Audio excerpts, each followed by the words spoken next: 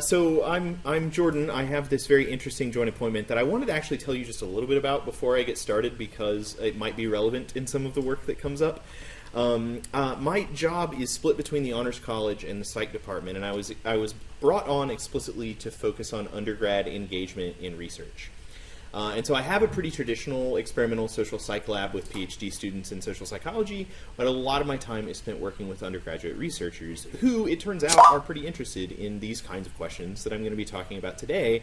And as you all know, those questions are becoming increasingly popular and more important when we talk about public discourse and things like that. So a lot of the work that I'm going to talk about has been sort of imagined and formed, and in many cases conducted and analyzed by some of the undergraduate students that I work with there, and I'll talk about them a little bit throughout the way. So I'm an experimental social psychologist. I focus on what people believe, and I mean that pretty broadly, what they believe about themselves, what they believe about gods, religiousness and spirituality, what they believe about politics and people around them. And I specifically focus on the facet of belief that is the rigidity with which people hold their beliefs. How firmly and how concretely do they hold them? How flexible are they with those beliefs? And what I find sort of consistently, insofar as that there's a theme in my research, is that the content of people's beliefs, what they believe, matters. But what matters often more when it comes to predicting whether those beliefs promote pro-social things, like helping those in need, or antisocial things, like prejudice and discrimination, is the strength with which they hold them. That the more rigid those beliefs are, the more likely they are to lead to antisocial outcomes, and the less rigid those are, the more likely they are to lead to pro-social outcomes. So that's a nuanced problem, but that's the general idea. And sort of the basis for some of the things that I'll be talking about today. Most of, or much of my research looks at the role of religiousness and spirituality, particularly how reminders of religiousness and those sorts of things can promote both good things like helping and charity donations and things like that, and also more negative things like support for violence and prejudice and discrimination. But my research career really started by looking at humility. Back in the mid-2000s, I was a graduate student and I was teaching in the Honors College at Baylor University. And I was teaching in this class that was an introduction. It was called Introduction to College Life and Human Development. Like there could be a larger topic. But it was a freshman orientation class. And in that class, our students were encouraged, and by encouraged I mean required, to do a little bit of public service volunteer work. And so our students could choose between various sites. But there were a few students, and I remember this one very, very clearly, who chose to participate in a poverty simulation that Waco Center for Poverty put on. It was a really interesting event. It has its own sort of concerns and problems, but students would go out and they would be told, I just like to tell this because I think it's curious, they'd be told they could bring 10 items with them that they would need for a day of homelessness, and then when they got there, they got to keep 3 of them.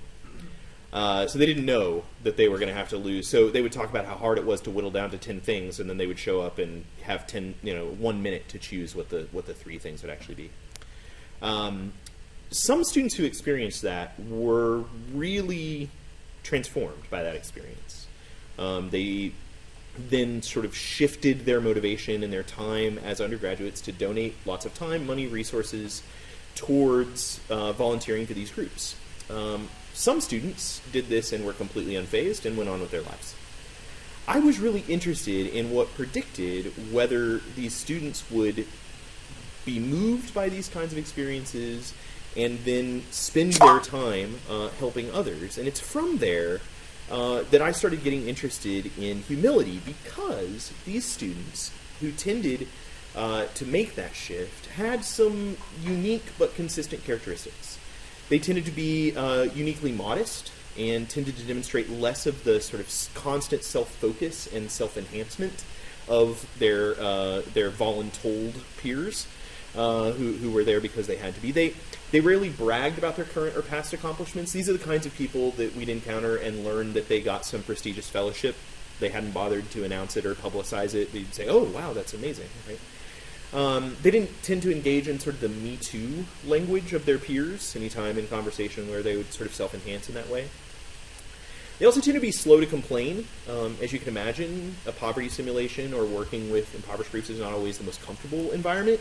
But those students tend not to complain and tended to focus instead on attending to the needs of others rather than their own. So there were these sort of characteristics of these students that we became interested in. And right around that time, my advisor, Wade Rowett at Baylor, received some funding from the Templeton Foundation to look at the role of humility in helping and in prosociality. And so this is a line of research that I took on to test the relationship between the humble qualities that people like these students really exemplified and expressions of helping. So today I'm going to talk at first in some detail about a series of empirical studies on the relationship between humility and helping.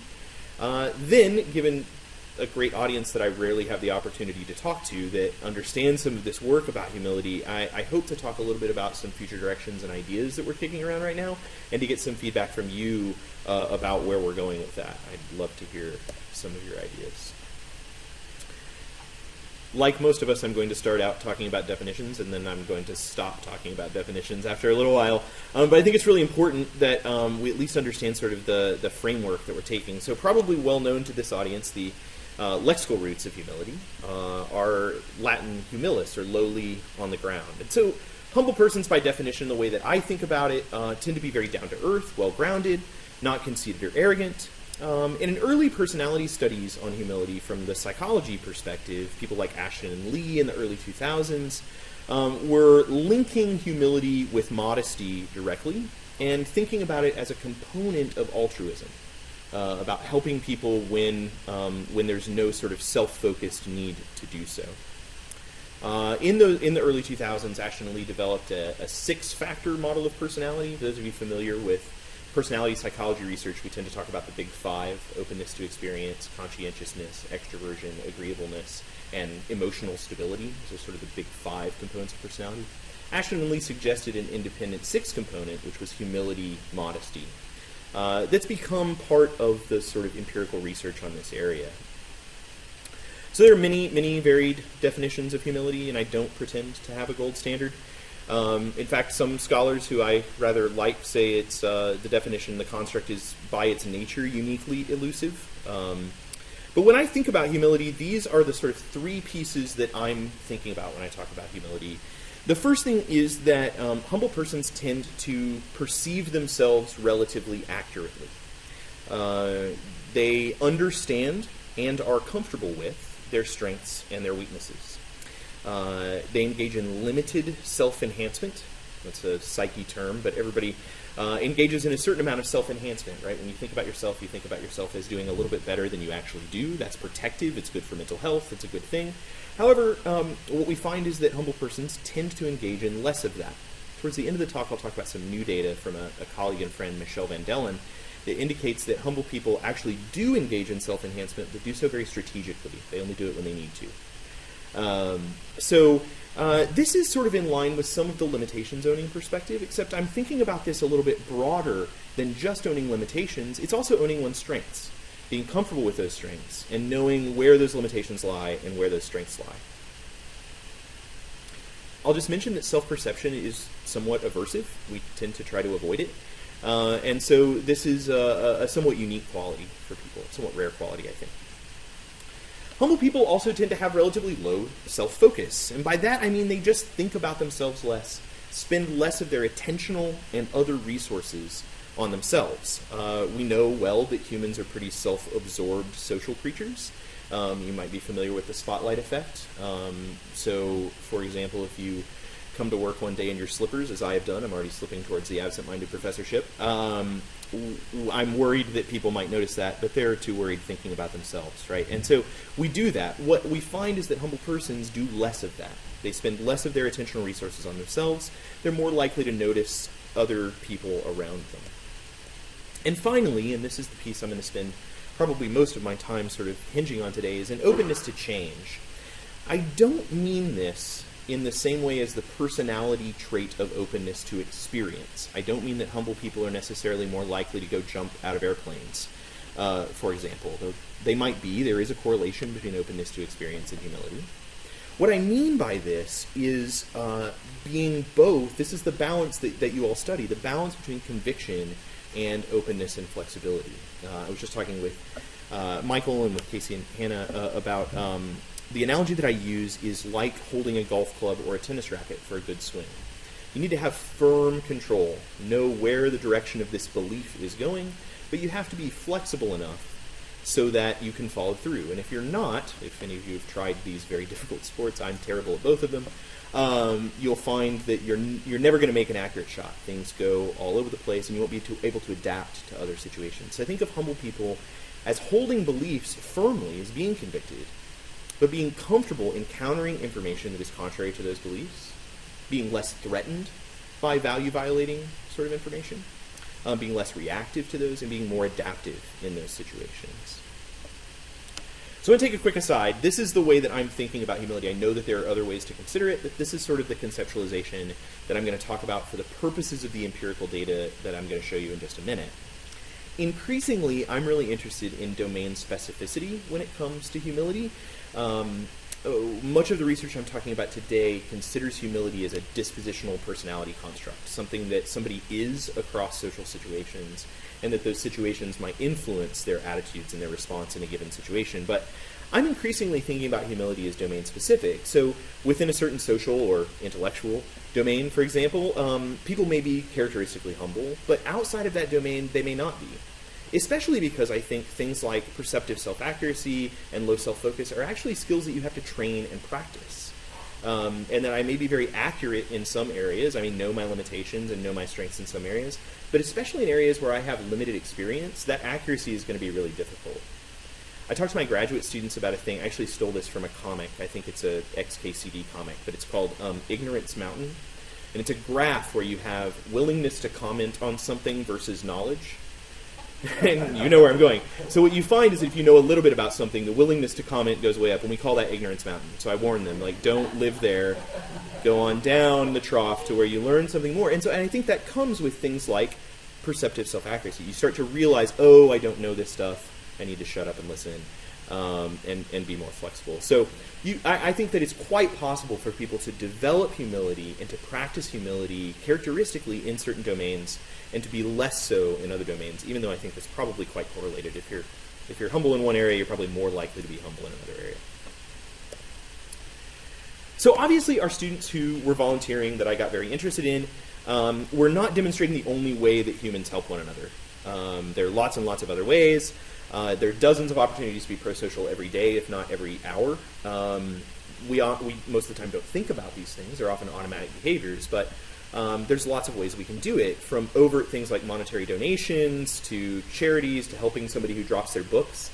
It's a total aside, but I once did a study where I dropped pencils in front of students as a measure of pro-sociality to see if they'd pick them up.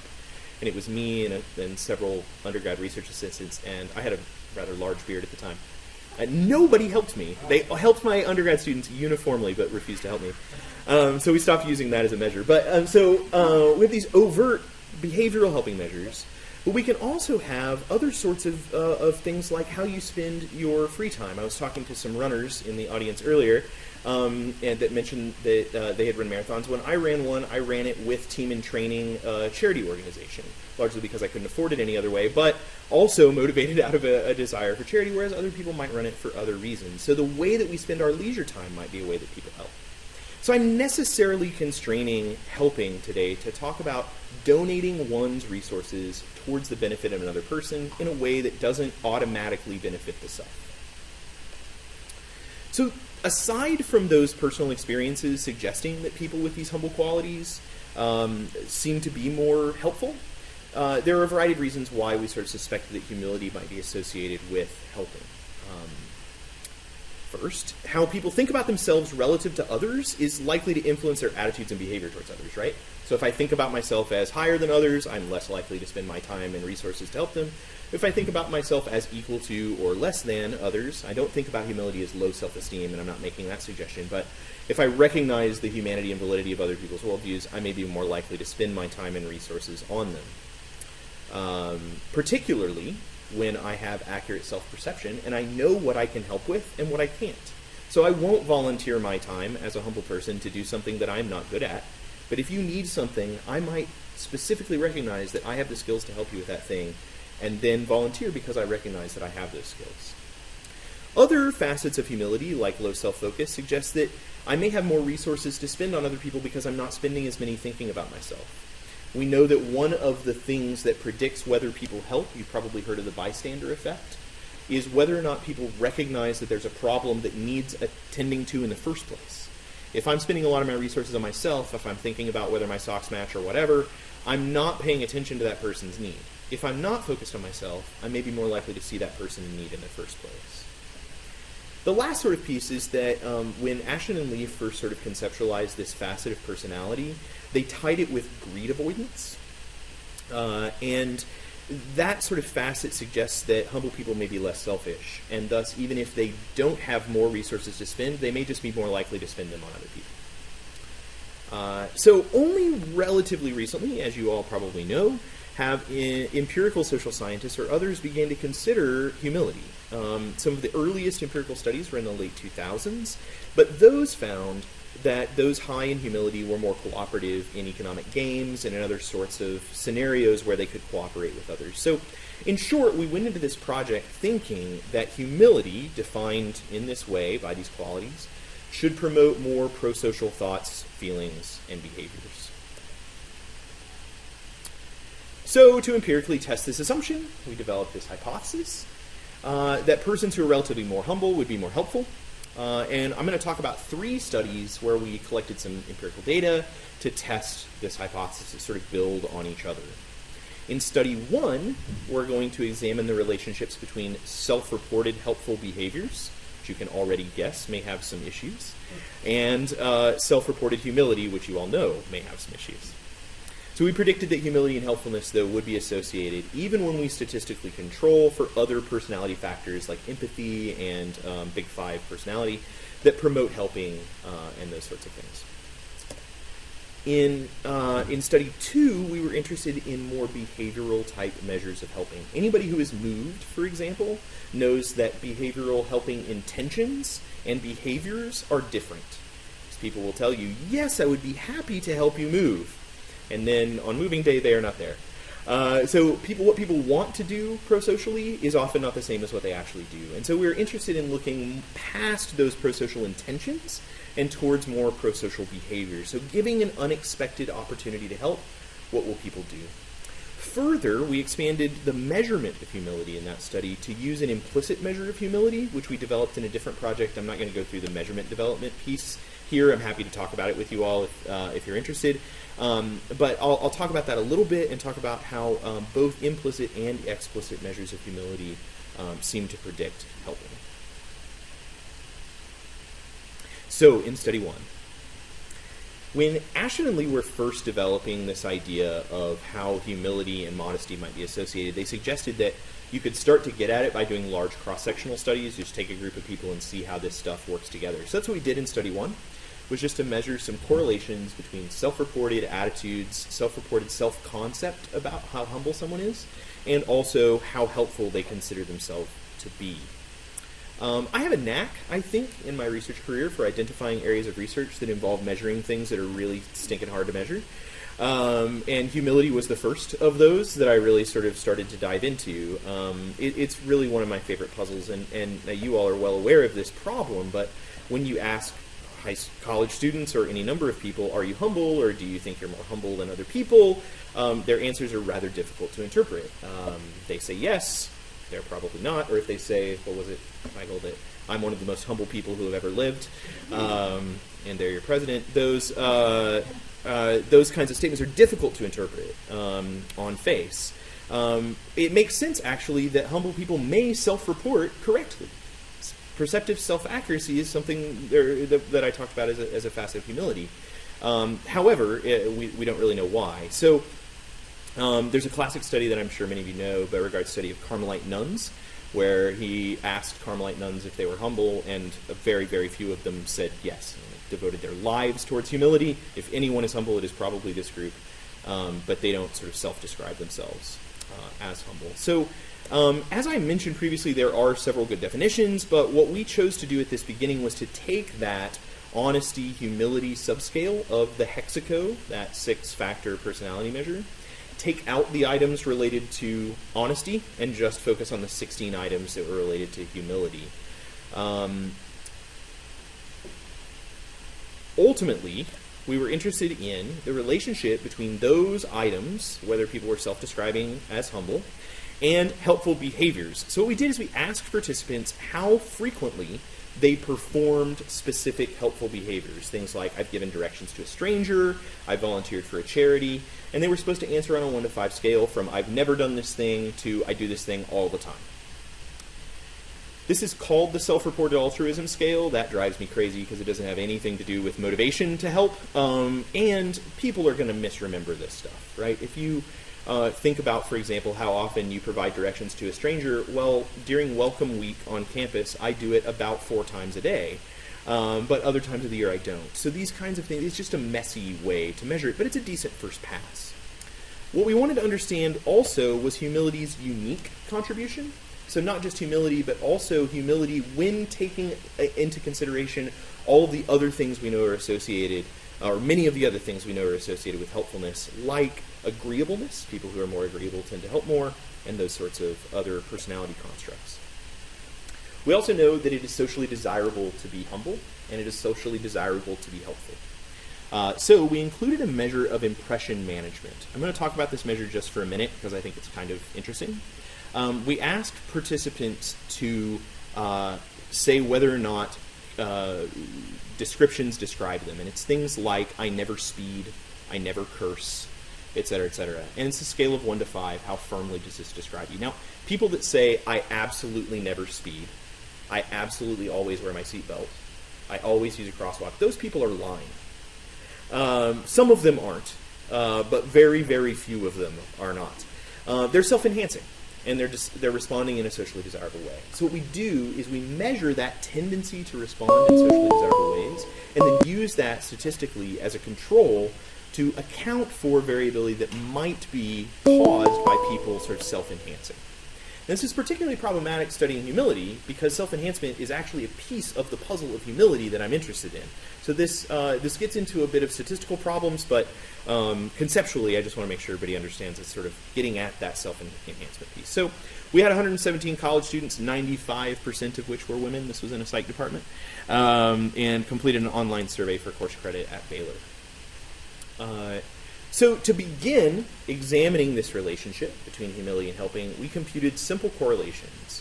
And what we found was that humility, self-reported, so people saying I am relatively humble compared to arrogant, was the single strongest predictor of self-reported helpfulness, followed by personality variables like extroversion, which makes sense given the measure, because if somebody's extroverted, they're probably more likely to give directions and things like that, because they're more likely to be interacting with people. So people who are extroverted and people who are humble were the most likely to help. Since humility correlated with agreeableness, those things were correlated together, and those variables were associated with impression management and with helping, we used hierarchical regression, and I'll walk through this to make sure it makes sense. But what we did, I'm just showing you the third step here, so I'll talk you through the first two. In the first step, what we're trying to do is estimate what explains the differences between people and how much they say they're willing to help. And in the first step, we just entered the personality characteristics that you can see there. So extroversion, agreeableness, conscientiousness, neuroticism, and openness. And we included those. And what we found is that none of those were significant predictors of whether or not people said they were more likely to help others. In the second step, we added impression management, that measure of whether somebody was likely to sort of self-enhance. That increased the overall explanatory power. About 11% of the differences between people were explained by those variables, but still not significant. When we add humility, and you can see the third step here, those top two predictors are the ones that are explaining significant proportions of the differences between people in helping. Humility and extroversion. So extroversion is a slightly smaller but not significant, or slightly larger but not significantly larger effect. But both humility and extroversion, independent of each other, are explaining a significant portion of the differences between people on whether or not they help in a positive way. So more humble people, more extroverted people, more likely to say they help others more. This is explaining about 15% of the differences between people. So about 15% of the differences in self-reported helping attributable to humility and extroversion. So this is encouraging, but the first study has some pretty clear limits. First, the way we measured helping behavior was self-reported recall of frequency, like I said. So this requires participants to have accurate memories. It also, they might forget it because it's common. They might consider it not worth noting or mentioning. They may not encode it. Either they could misremember events from dreams. Who knows how they're reporting this stuff, right? Either way, this could pose a measurement issue. Further, as we talked about previously, people might report more or less humility than they actually have. They might be reluctant to report their humility if they do have it, or they might want to appear less humble than others because of relatively low self-enhancement. So what we decided to do, because we were encouraged by these relationships, were to develop 2 additional behavioral studies. That'll be study 2 and 3 that I'll talk about now. That used multimodal, multi-measure kinds of approaches, both implicit and explicit measures of humility and more behavioral measures of helping, to try to identify this unique component of helping that humility may promote. I think we talked about this a little bit, but I think behavioral measures of helping will be particularly important here because they increase the costs associated with helping. Right? In study 1, all participants had to do to be helpful was to say, I help. In studies 2 and 3, in order to be helpful, people have to say, I'm going to donate my time, my valuable resource, in order to do this thing. And so since it increases the cost, it should reduce the frequency, and so we should see some differences here. Further, what I'm going to talk about next is the implicit measure of humility that we developed. June Tagney, who I'm sure many of you are familiar with, suggests that humility may be a construct that is untenable for self-report in general. Don Davis and Ward and some of those folks suggest that it has to be measured relationally, which I think is a really interesting idea. What we attempted to do was develop a measure of implicit humble self-concept. And I'll talk about that in just a minute, but first, the helping measure. So in order to understand the role of humility in spontaneous helping, we need a spontaneous helping task. And this is why I'm a social psychologist, because I get to set up studies like this. They're really fun. And so what we did is we adapted a procedure from Toy and Batson from back in the 80s, where, as part of a broader study, participants were asked to listen to and evaluate a couple of pilot radio broadcasts, or podcasts, as we pitched it to them. They didn't have those when Toy and Batson did this in 82, but so this was for the campus environment, so campus podcasts that they were going to listen to. The first recording was just to acquaint participants with the procedure, and so it was called bulletin board, and it told them about campus activities and things like that, and they rated how much they liked it and the emotions that they felt after listening to it, etc. Then, the second contained the experimental manipulation, and this was an interview with a student that was gender matched with the participant, so male participants heard about Carl and female participants heard about Carol. And they describe how they were in a car accident and they broke both of their legs, and they believe that they're likely to fail intro psych because they've missed so many of their classes due to the accident, and if they fail intro, they're going to be forced to leave the university because they're going to lose a scholarship and they're going to be unable to afford it. And so this is sort of pitched as a human interest story. It would actually be the university would never allow like that on a podcast. So that's the story we're telling them. And then after listening to and evaluating the broadcasts, you can imagine yourself as a participant, you've just heard these 2 broadcasts, you answer how you feel about them. They're given a note from the supervising researcher who we actually made up. And they say that they noticed that the participant happened to be in the same intro psych section as Carol or Carl. And since they noticed that, they invited Carol or Carl to write a letter asking participants to help them study for their exams. And so they get this letter that is handwritten by our research assistant / Carol Carl that explains the situation and says, I just need a little bit of help. If somebody from the class could meet with me to help go over the notes, that would be really helpful. And then participants are asked how many hours a week over the next 3 weeks they would be willing to meet up. Participants had no information about whether or not other participants were even asked to help or whether they did. So they didn't really have any social cues about whether or not this was a good idea or that other people were doing it. And we also promised them that their anonymity would be secured so that nobody was going to know whether or not they chose to help. Carol or Carl wouldn't know who they were, their professors wouldn't know who they were, etc. So the question for us for study 2 was, would a different approach to the measurement of humility, which I'll talk about in a second, and a behavioral measure of helping be consistent with the results of study 1? That is, will more humble people be more likely to say, yeah, I'll help Carol or I'll help Carl go over their notes? So given the suggestion that humility may not be best accessed by traditional self-report measures, and the encouragement from people like Pete Hill and other people in nearly every book chapter written on measuring humility, we developed an implicit humble self-concept measure. So I suspect many of you are familiar with the ideas of implicit attitudes and self-concept and measurement and those sorts of things, but I'll go through them real quickly just to make sure we're all on the same page. The idea is that much of our lives exist outside of our conscious awareness. The way that I talk to students about this when I talk about implicit attitudes and beliefs is that I ask them how many left turns it takes them to get to the grocery store from their apartment, for example. They don't know that off the top of their head. They can play through it and think about it, but when you're in the car, you're probably not thinking, okay, my second left is coming up now, I will now turn left, right? It just happens. It's part of our automatic processes. Much of our life is lived in that way, and in fact, much of our self-concept exists in that way too. We are not often thinking about how we think about ourselves consciously. Not thinking, I am a humble person. That rarely happens. Instead, those self-concepts are more automatic and act in automatic ways, influence our behavior and attitudes from outside of our conscious awareness. So the idea is that these more automatic heuristic associations with the self or with others might influence our thinking, feeling, and behaving, particularly in situations where our conscious attention is not being employed. So times when we're tired or distracted, or especially the kinds of times when humility is particularly important. Right? So measuring these automatic associations also helps us potentially avoid one of the central problems of humility, which is self-report or self-enhancement.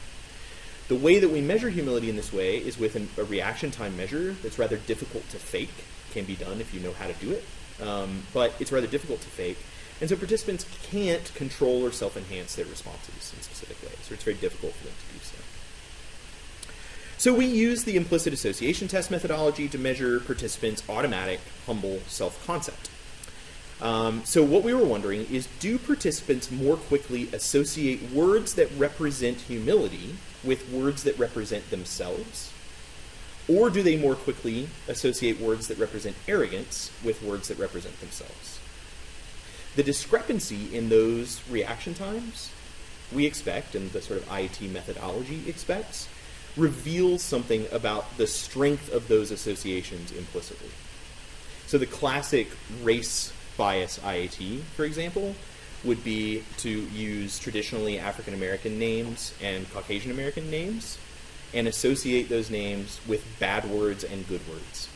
People who more swiftly associate African American names with bad words relative to the speed with which they categorize Caucasian American names with bad words have higher implicit bias towards African Americans, and that's predicted all sorts of other outcomes. So what we're doing here is asking people to associate attributes with themselves or with others as fast as they can. So in the first trial, they might get self and other, and they would be expected to press the D key for words that are self-related and the K key for words that are other-related, and they would get things like I, me, they, their, and they'd be forced to categorize those as quickly as they could. In the next trial, they would get humble words they would be asked to categorize humble words on the left, arrogant words on the right. So they would get words like modest, tolerant, respectful, and then arrogant attributes like immodest, arrogant, egotistical. And they would be forced to categorize those. Then in the next trial, we would pair those things together. So you would have to press the left key for words that represent the self and words that represent humility, and the right key for words that represent the other and words that represent arrogance. And then we flip those. And we see the difference between those. Please. So the last one before when you combine them, you said, for example, humble, and you have the humble attribute, and arrogant with arrogant. So you look them on that? We ask them, they do practice it, right? So they're not asked in that first trial to categorize them with the self.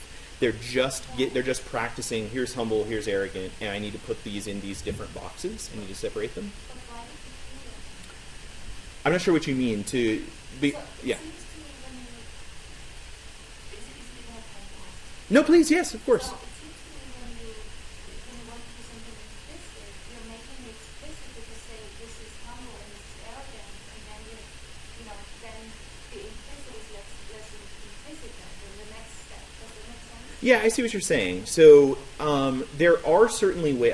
I can't think off the top of my head of ways to measure implicit concepts that don't require people to see the concept that's being measured. There's certainly ways to activate those concepts. We can do that totally outside of conscious awareness by flashing words at people fast enough that they don't see it in conscious awareness. In this case, because of the speed of responses in those other tasks, they don't have the time to think, okay, I am humble, so I need to categorize this in this way. So they're definitely more likely they're primed to think about that category, for sure, and certainly primed to think about the self. But because of the speed of those associations, they shouldn't have the time to think carefully about that. And in fact, if they take too long, we drop them, because they are thinking about it. Yeah, good. Any other questions? Great. So this tool has been really effective in other self-concept measurements. I've used it for religious and spirituality. I'm curious in just how religious one finds themselves, and that predicts all sorts of interesting things. So in the actual procedure, participants would be seated at this machine, and they would go through this process. And the IAT was scored with traditional measures. I'll go into the stats if you're curious.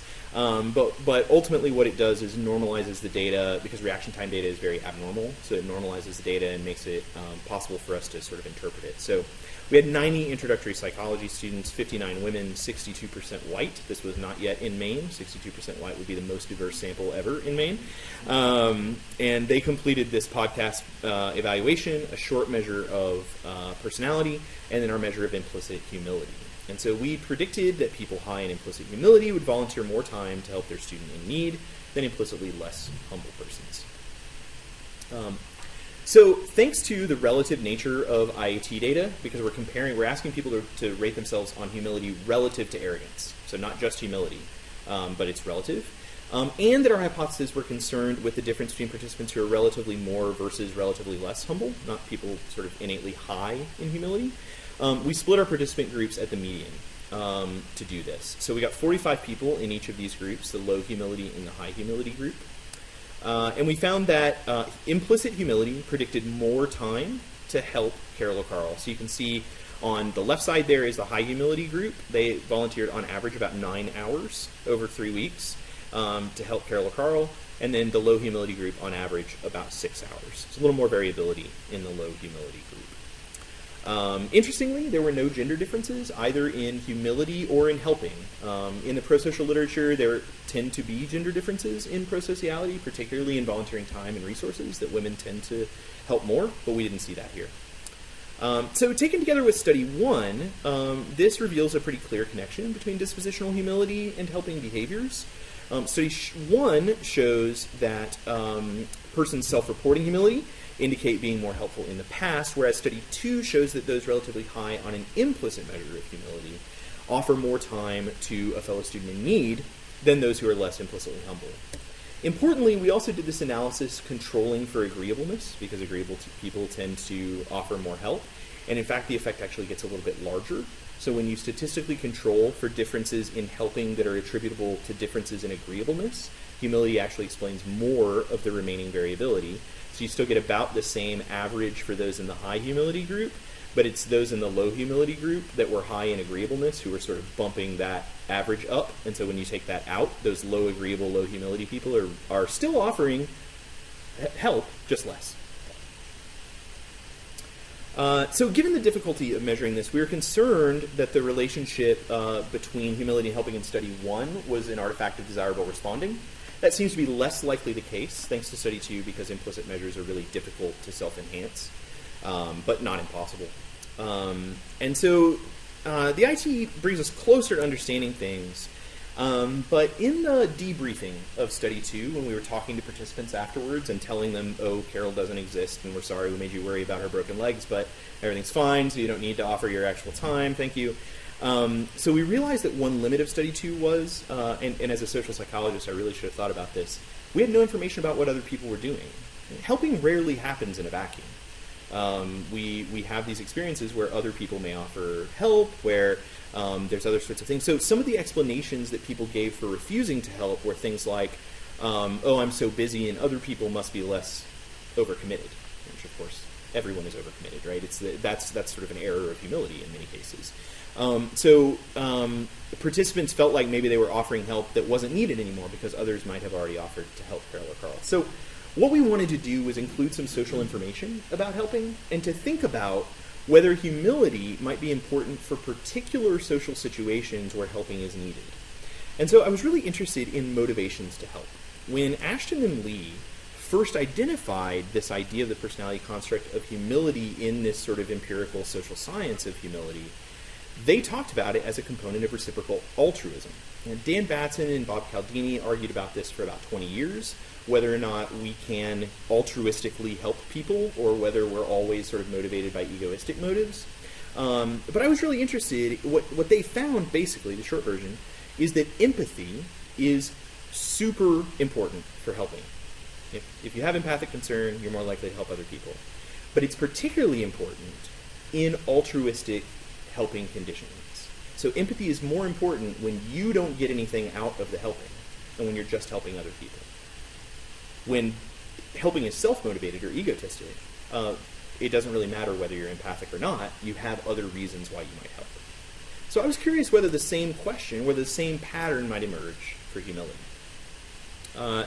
And so what we find is that high social pressure evokes an egoistic motivation to help. When other people are helping, or other people are likely to see you help, that makes helping be more egoistically motivated. Social pressure to do so.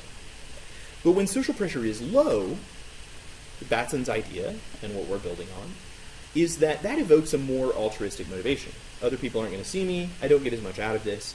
Now that's not to say that people don't get benefits from altruistically motivated helping, but just that the primary goal of helping is less self-focused and more other-focused.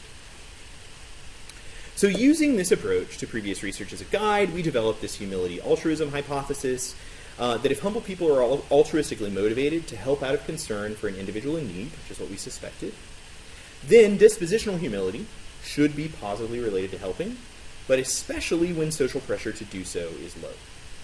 So when people are not otherwise motivated to help, that's when humility ought to have the biggest impact on whether or not they choose to do so. So in this third test of the humility helping hypothesis, we went ahead and experimentally manipulated other participants' responses to help to investigate this relationship. So the procedure of Study 3 is very similar to Study 2, so I won't spend much time going back through it, but there were 103 participants, 73 of which were women. First, participants completed the humility implicit association test from Study 2, and then they completed 2 self-reported measures of humility, so we wanted to look at both of those things at once. The first self-reported measure of humility was a series of semantic differentials. It just puts 2 word poles on either side, humble, arrogant, and asks people to put themselves on a linear scale across the 2 of those. We had 7 of those that we'd used in developing the implicit association test. In fact, it was the same stimuli you just saw for humility and arrogance on the implicit measure. The second was Peterson and Seligman's humility measure. I never brag about my accomplishments, that sort of modesty humility aspect. And so in order to get a global idea about humility, what we did is create a latent construct. So we standardized those 3 different measures of humility and aggregated them. So one person's humility score was a combination, was a mean of their implicit humility and these 2 explicit humility measures. And so we also wanted to see what the unique contribution of humility was to helping. And so we measured empathic concern and personal distress. So some people help because they feel personally distressed, and so I help you and my personal distress decreases. And those sorts of ideas, including impression management again. Afterwards, participants were offered a similar unexpected opportunity to help a student in need. This is another sad story, so beware. But Katie Banks lost her parents and older siblings in a car crash. She is now solely responsible for the care of her younger siblings. She's in the nursing program, and she's really concerned that she won't be able to pass her classes and continue in the nursing program. And if she has to drop out of the program, there's no way she can afford to support her younger siblings, and they'll have to go into foster care, etc. At the end of the procedure, participants were offered the chance to help Katie, much in the same way that they were offered the chance to help Carol and Carl. They were given an envelope from the researcher and asked to participate in an envelope stuffing drive to help Katie with money. So they were going to show up, there were going to be a bunch of other people there, and they were just going to stuff and seal envelopes to try to raise money. In the high-pressure condition, they received this form where they could sign up to help. In the high-pressure condition, 5 of the 7 people who had filled out the form before this participant was always the 8th and last person on the form. In that condition, 5 out of 7 people had offered help and had offered quite a bit of help. So the need was probably met, and lots of people were going to be there to observe. In the low-pressure condition, only 2 people had offered time to help and had offered very little time. So the need was probably not met, and people would probably not be there to see you help. So low social pressure should evoke altruistic motives. High social pressure should evoke egoistic motives. People were asked whether or not they would be willing to help, and then how many hours they would be willing to volunteer. So the first thing was, of course, to ensure our manipulations worked. And so we found that in both conditions, participants understood that Katie's needs were significant. They thought, yes, this person has a problem, it's bad, it's worthy of responding to. People in the high-pressure condition also noticed that more people were going to be there to help. We checked. Further, even though perceptions of Katie's need didn't vary based on condition, those in the high-pressure condition did volunteer more help on average. So 81% of people in the high-pressure condition versus 63% of people in the low-pressure condition. So fewer people in the low-pressure condition overall helped. Likewise, participants in the high-pressure condition offered more hours to help too. But the good news, at least in my opinion, is that 72% of participants offered at least 1 to 2 hours of help. That's a lot of them. I was frankly surprised. Unsurprisingly, though, is that positive correlations of helping were empathy, personal distress, and humility, which is what we expected. What you can see here is just the basic correlation between whether or not somebody was willing to help, yes or no, humility, empathy, and personal distress. So if you look down that first column, what you're seeing there are correlation coefficients. So as humility went up, the probability of someone being willing to help at all increased significantly. Similarly, as empathy increased and as personal distress increased, people were more likely to say that they would help.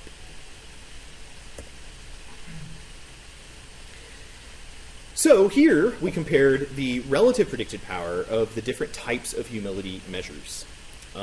As you can see here, self-reported humility is actually explaining most of the variability.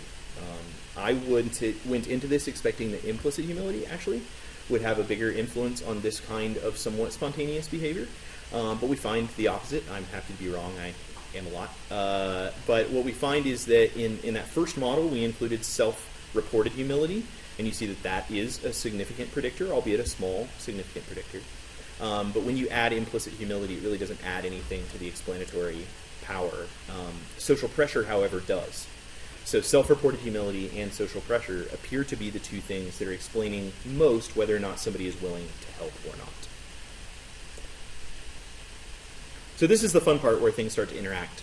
What we're interested in here is the percentage of participants indicating that they would help in each condition, the low social pressure and the high social pressure condition. So in the low pressure condition, which you can see on the left side of this graph, we find a higher percentage of humble persons volunteered to help Katie, 77%, than non-humble persons, 48%. In the high pressure, in the egoistic condition, a slightly but not significantly higher percentage of humble persons offered to help Katie, 87% of those people, compared to less humble persons. This figure that you see here is a multiple comparison, so looking at the interaction between low and high humility, represented by the different lines, and low and high pressure, represented by the different columns. So what you can see is that this is also controlling for impression management, so we've included that measure in there, so we're statistically controlling for self-enhancement. What you can see is that across conditions, humble people help more than less humble people. More hours offered in this case. I'll just mention this, to further compare this with others' work, so like Dan Batson's work reported what we call within-cell correlations, so just the correlations between humility and helping within each condition, so in the low-pressure condition and the high-pressure condition, just comparing the differences between those two correlations. What we find is that humility is significantly associated with helping in the low-pressure condition, but those correlations are insignificant in the high-pressure condition. So just like we thought, humility appears to promote helping, particularly behavioral helping, especially when, and in this case actually really only when, the social pressure to help is low. When there's an egoistic motive to help, humility is probably promoting helping in those situations, but it's overwhelmed by the effect of the social pressure. Right?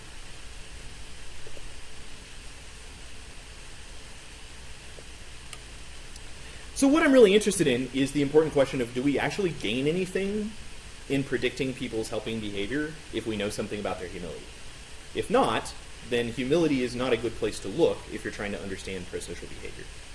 And so how much does the additional difference in helping come from differences in humility over and above that which is explained by other predictors of humility, or of helping, excuse me. So what we did is we just included some models where we controlled for those other predictors. So in the top one you see the prediction of helping behavior while including humility and empathy.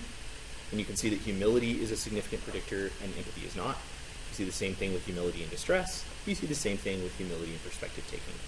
It's worth mentioning that because these variables correlate so strongly with each other, that this does violate some of the assumptions of the statistics that we're using a little bit, but the pattern of results indicates that it seems to be humility is the overarching construct that's at play here, and that the shared variability between humility and empathy is really important, but they are distinct constructs that are explaining unique differences in there. You can be humble and less empathic.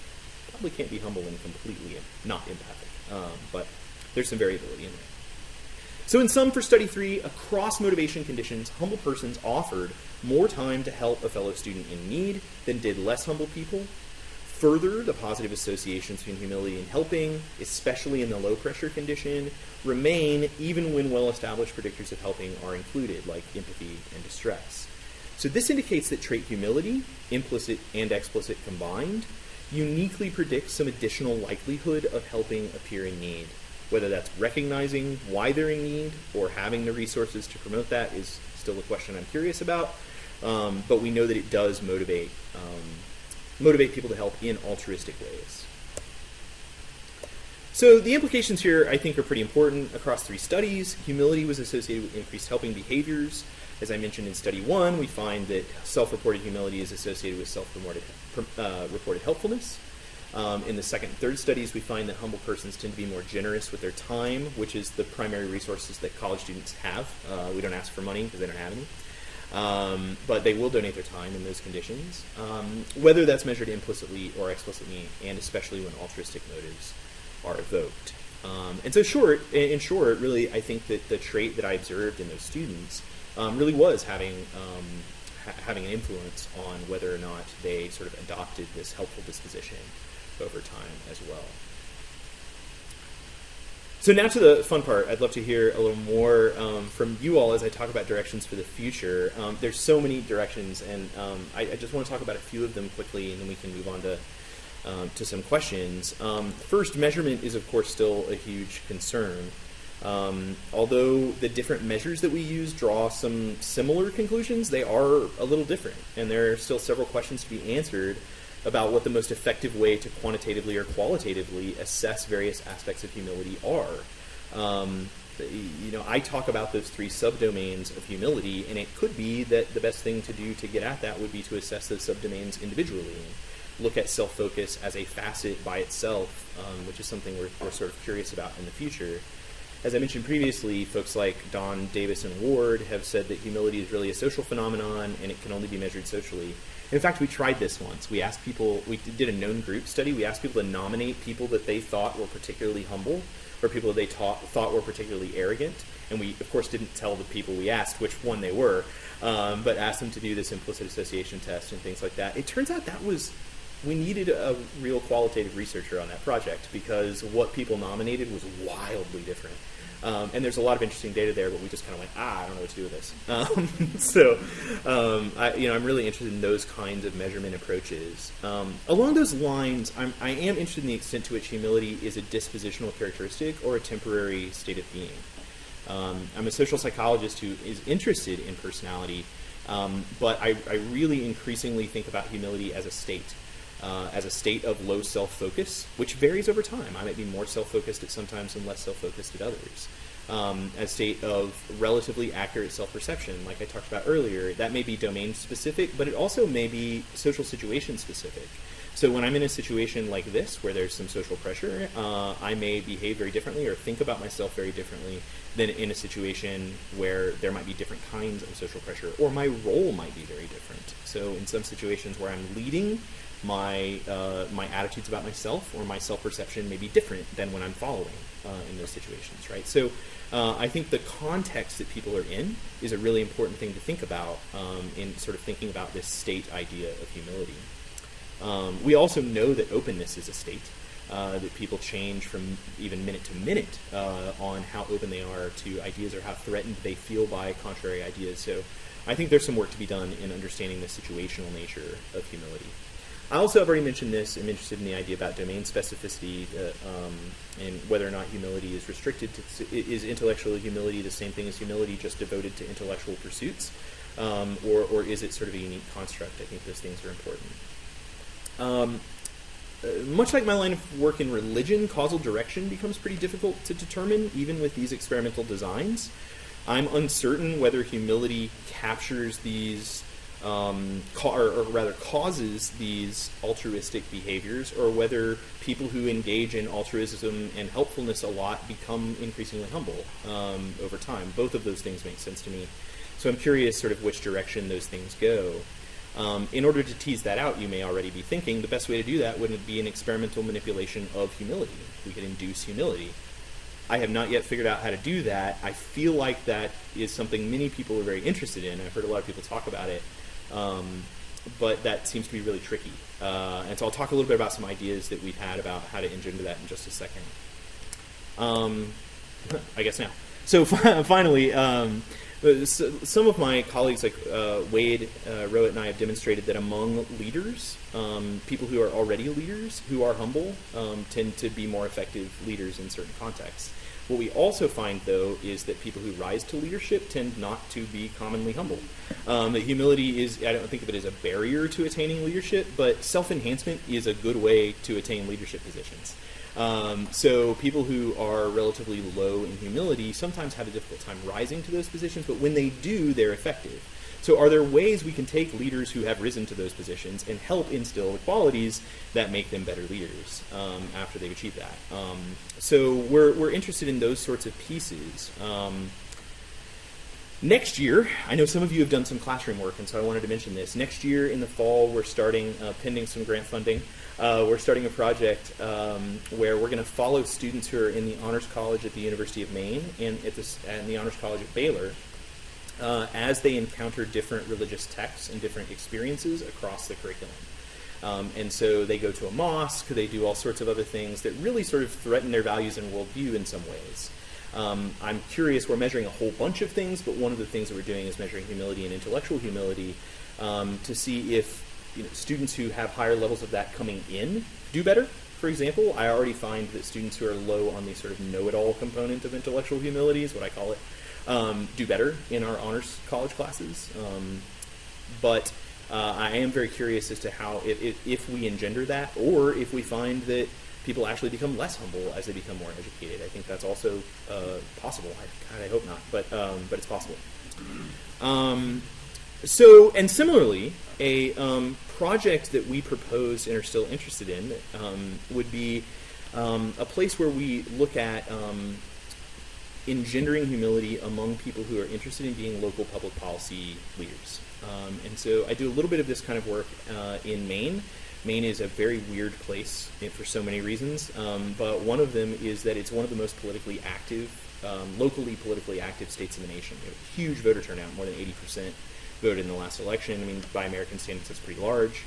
And so we, a political scientist colleague and I, are looking at developing a program that would bring people in, and they would be both exposed to the reality of policymaking, so be talking to public policymakers about how the sausage gets made. And the sort of biggest impact we've seen are people who come in and the policymakers can explain to them that even if we all 100% agree on what we should do, that's not what gets done because of the process itself. And so understanding a little bit of that, giving them, we think about this as being accurate self-perceivers or accurate program perceivers. They can figure out what the reality of the situation is, may promote humility. And we also want to train them some communication tools to listen. The Public Discourse Project, that's out of, or Public Conversations Project, I think is the name of it, based in Boston, has some strategies specifically for this to help people not try to come together and figure out a policy solution, because they're not going to have people come together and figure out areas where they can agree and where they can develop policies on areas of agreement, and to learn to communicate about those areas in those ways. And I think that those kind of processes, like a day-long training, could help promote intellectual humility in a domain-specific way. I don't think these people are going to go home and suddenly be intellectually humble, but I think when they think about and talk about public policy, they may be much more better able to temporarily slip into the state of intellectual humility, and to engage in that way. And so that's another piece that I'm really interested in. So there's really dozens of lines of direction for this research, and so I'm really interested in taking some of them in that way. So we can kind of start the conversation there. I want to say thanks again. Let me put up a picture of my students. This was us at San Antonio just a couple of days ago at the Society for Personality and Social Psych, where we were talking about some of these work. These students are really engaged in it, and I'd be happy to discuss any of the details or anything else with you all. Thank you.